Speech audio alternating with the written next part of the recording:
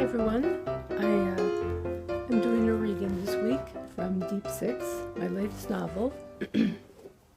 And I'm also announcing the winners of the giveaway contest that I did for a download of this book. 3 winners of 1 download. I will do that after the reading. This is a reading from the beginning of Chapter 1 of Deep Six. 10 days earlier. I could think of better things to do on a sunny morning in early May than sit at a shabby desk in my small office sublet, waiting for the phone to ring while going over my law office's severely diminishing financials. The latter made the former necessary.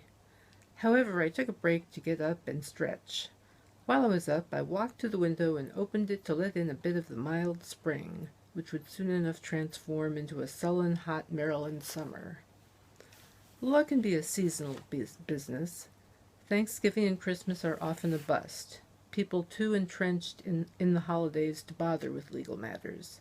But afterwards, look out. There's usually a run on divorces wrought by dysfunctional family cheer, quote-unquote, and both criminal and personal injury cases resulting from too much drinking during the festivities. For whatever reason, I'd been experiencing an extended drought in business since the end of last October. Where are all the drunk drivers and assault perpetrators? I grumbled to myself.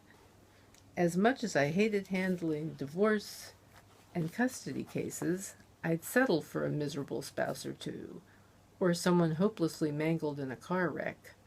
I grimaced at the last thought. Only a lawyer would suffer such longings. But I was struggling to cover my overhead, plus unanticipated repairs to my car. My billables were a joke, but I wasn't laughing. I had grown so desperate that I actually considered taking a temp job or part-time work. However, anything I did on the side took away from what work I did have, even if it didn't pay much. I owed my clients my best efforts and had a business to run. As much as I hated them, I'd started attending more business mixers in an attempt to circulate my card among potential clients with money. I looked out the window onto the historic main street of Laurel, Maryland, all beautifully restored and lined with brick buildings and flowering trees. This part of town was the heart of Old Laurel, what remained of a time that had long given way to suburban sprawl and houses made of ticky-tacky, as the song goes.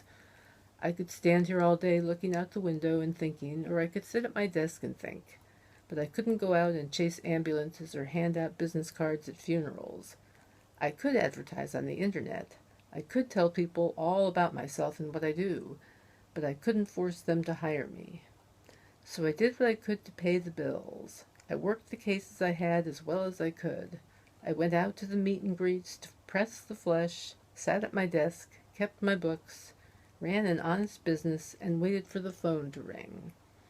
I turned from the window, went back to my desk, and landed in my chair. Thud. Then the phone rang. When I picked it up, I nearly said, "Sam McCrae will represent you for food." I settled on my usual greeting instead. Law offices, like I have more than one. One that I sublet, no less. Funny. Sam McCrae, is that you?" The voice rang a faint bell, but I couldn't match it with a name. Was it a former client? "Yes," I answered. Hopefully not a former client with a complaint. "Oh my gosh, Sam, it's been forever. This is Linda Parker. Remember me?" "Linda Parker? Holy shit, lady."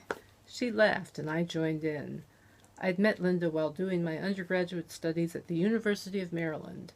We'd kept in touch for a few years afterward, but our contact had dwindled to yearly Christmas cards after a while. Then, at some point, the Christmas cards stopped. "Nice to know you haven't changed," she said. "Some things never change." "Yeah, well," she paused. "Some things do and some don't." Why did I not like the sound of that? "So it's been ages, Linda. We should get together sometime and catch up. But was there a reason you called me at my office?" "Because I'm such a busy, big-time lawyer now." "Actually, I hoped you could help me with a legal matter." My turn to pause. I wanted to say, "Well, sure, Linda, but I don't do divorce work for friends, and I don't work for free for anyone. However, because you're an old friend, I'll take a check up front, okay? Sam, are you there? Yes, Linda. What kind of legal matter? I'd like to take some time to explain it. Maybe over lunch or dinner? I'll pay, of course. Must be a mighty interesting case. I decided to hear Linda out. Besides, it had been ages since we'd seen each other, and who was I to object to a free meal? Well, there's room on my calendar tomorrow to meet for lunch if you'd like. Yes, I think I can manage to squeeze you in, old friend. Great! Why don't we meet at the Flanders Farmhouse restaurant near the College Park Airport? 11:30, say? Can't wait to see you. We hung up and I thought, I can't wait to see you too. I thought briefly of an old line another lawyer used to say. Come into my parlor, said the spider to the fly. I felt chilly despite the day's warmth. Then the chill passed. As I said, I have 3 winners in the contest.